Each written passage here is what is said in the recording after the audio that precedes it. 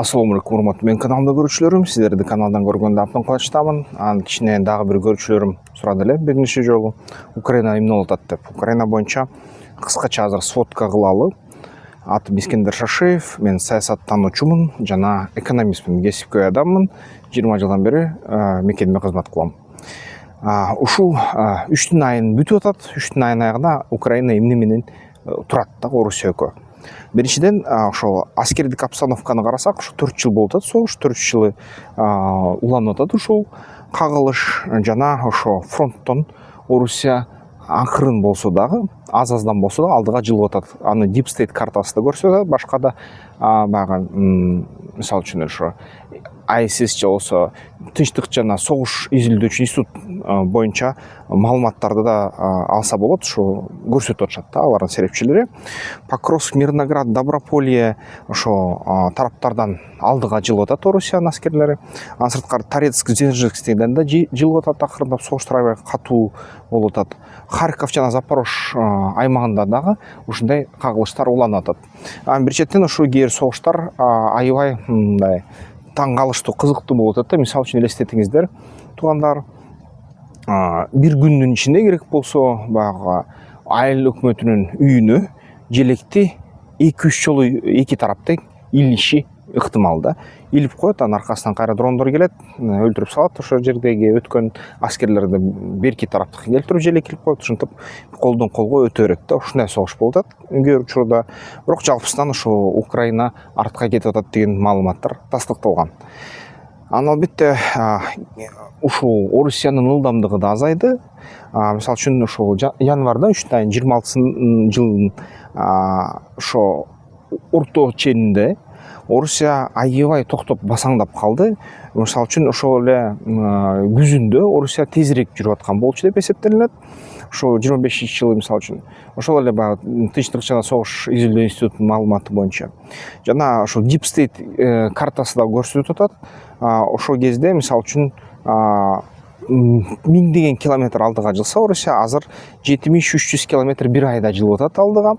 Анан ошо толук масштабтуу, толук кандуу мындай жортуу мүмкүн эмес болуп жатат бүгүнкү күнү. Чабуул да мүмкүн эмес болуп жатат.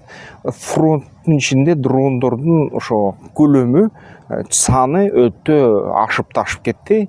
Аякта эми баягы грей зона деген түшүнүк пайда болду. Бул деген боз ушундай кандайдыр бир аймак жана kill зона деген түшүнүк пайда болду да. Ошол боз аймак бул деген сен киргенде, мисалы үчүн фронттун ичине боз аймактан өткөндө дрон сени өлтүрүш, бул же өлтүрөт же өлтүрбөйт, 50-50 шанста аман калуу. Бирок анан kill зонага киргенде аяктан 100% дрон келип учуп келип же Орусияныкы же Украиныкы келип сени өлтүрөт да. Бүгүнкү күнү ал дрондорго Raptor такыр тоотпой калды. Raptor иштебейт, каршы эчтеке кыла албайсың. Анткени эки тараптын аябай кеңири чоң көлөмдө ошол оптоволокондук баягы дрондорду колдоно башташты. Алар Raptor такыр тоотпойт да. Оптоволокондук дрондордун учуучу алыстыгы 64 километрге чейин жетти. Ушундай байкалып жатат. Жана ошол FPV дрондор кайра эле биринчи орунда бүгүнкү күнү ошол өлтүрүүлөр боюнча. Raptor көп чек арада. Танк атакалар такыр иштебей калды. Бүт танклар кырылып атат. Жакында эле ошо 17 минуттун ичинде 147 уна менен жана танкалар менен коштолгон колоннаны жок кылышты Украина аскерлери.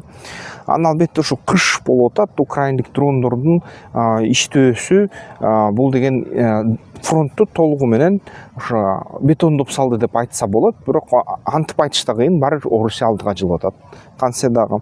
Жана ошо Украина аскерлери локалдык контратакаларды жасап атышат. Купянсктан кичине ийгиликке жетишти. Покровскдо жетишти кээ бир аймактардан, кээ бир айыл өкмөттөрдөн. Бирок стратегиялык инициатива деп коет, алдын алы жылуу жок эмгичекте да.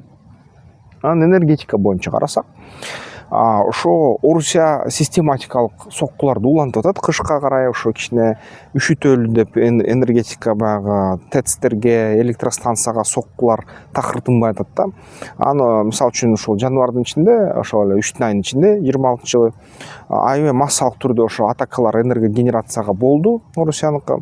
Подстанцияларга аябай көп дрондор, баллистикалык ракеталар урду. Киевдегилер светсиз жылуулуксуз отурушат, бирок алар көнүп калышты. Алар пауэрболдорду колдонушат, албетте генераторлорду сатып алышты, генераторлорду колдонушат, ушундай жашаганга аракет кылып жатышат да. Ошо мисалы үчүн бүгүнкү күнү Украинада 14 гигаватт кубаттуулук калып калды деп айтат. Ошо атакаларга чейин 34 гигаватт бар болчу дейт кубаттуулук.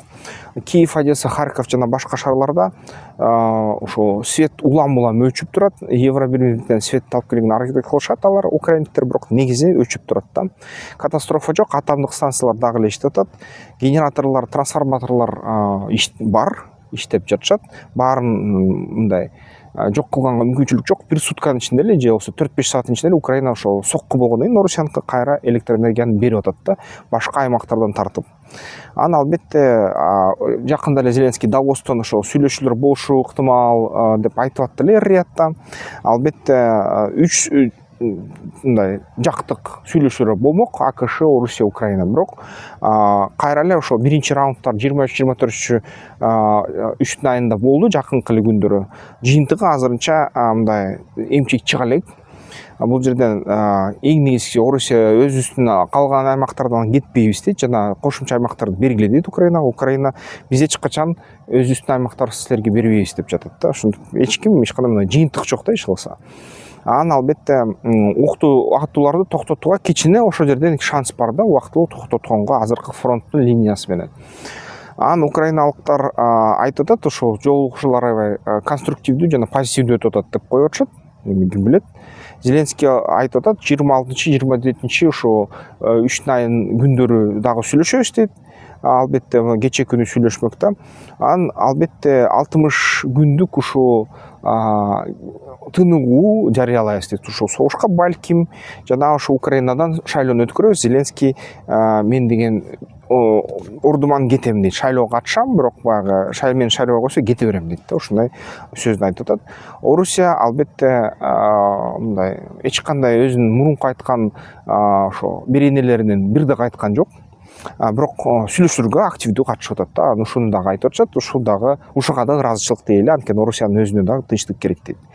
Ошон үчүн азыр фронтто бул деген жөн эле баягы позиционная мясорубка деп коет. Биринчи дүйнөлүк согуштай болуп калды да, позициялык согуш. Элдер өлүп атат, кырылып атат. Арденне болуп атат да. Ким биринчи дүйнөлүк согушту изилдесе, ошо билет, ошо жерде позициялык согуш деген түшүнүк аябай жаман нерсе. Миллиондогон адамдар ушу позиция бир эле точкадан өлө берет да, ушундай нерсе болуп атат. Албетте Орусия аябай жай бирок алга жылып атат. Украина туруштук берип атат, бирок Украина туруштугу жетишсиз да, мындай айтканда.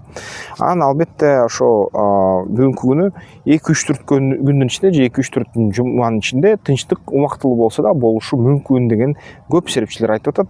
Мен дагы кичине жакындап баратам ой пикирим боюнча, бирок чынын айтса бүгүнкү күнү Украина мобилизация кыла алды экономикасын, Орусияда дагы эле акча бар. Ошон үчүн булар дагы узак убакытта согушту өткөрө алат да. Адамдык ресурс дагы жетет ага. Украинадагы эгерде байкасаңар машинелерди көбүнчө колдоно баштады. Орусиянын үстүнө баягы адамдык артыкчылыгынын үстүнө роботтарды кеңири колдоно баштады. Бул роботтар жөн эле тытып атат ошо жер үстүндө жүргөн. Бизде Кыргызстанда да андай өндүрүлө баштады. Кандайдыр бир ушундай бизде алгачкы ушундай сыноолор өткөрүлдү. Эми украиналыктар ошону өздөштүрдү. Азыр массалык түрдө көп жасап атышат. Ошол жер менен жүргөн дөңгөлөктүү пулеметтерди ташыган дрондор, кээ учурларда алар автономдуу атака кылат, кээ учурларда оператордун жардамы менен ушул башкарылат да. Ушундай нерселер болуп атат.